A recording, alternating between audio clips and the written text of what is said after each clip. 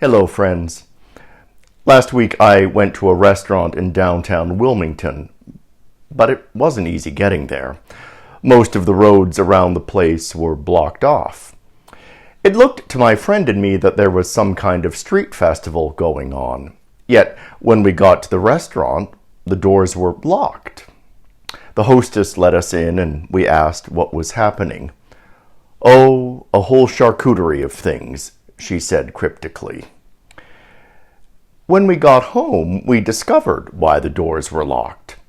There'd been a shooting at a nearby hospital, and the gunman was at large.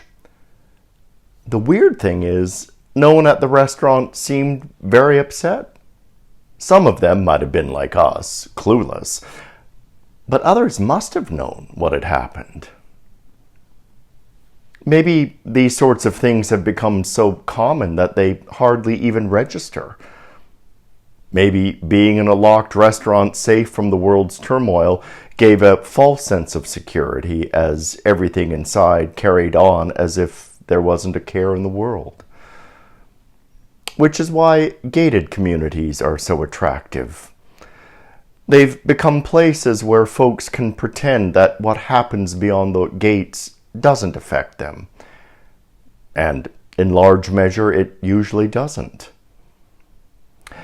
But this past Sunday, we heard a part of Matthew's Gospel where Jesus says one's foes will be the members of one's own household. In other words, as O.H.P. Belmont said to William Henry Harrison at the Battle of Lake Erie in the War of 1812, "We have met the enemy, and he is ours." I suppose Belmont meant to say that they'd captured the enemy. But the enemy is ours in another way, too, insofar as the enemy is within. And not just within ourselves, but within our families, our communities, and our nation. We need to be attentive to this, especially because the temptation to lock ourselves away, literally, emotionally, spiritually, is perennial and powerful, as is the desire to act as if everything's okay when it isn't.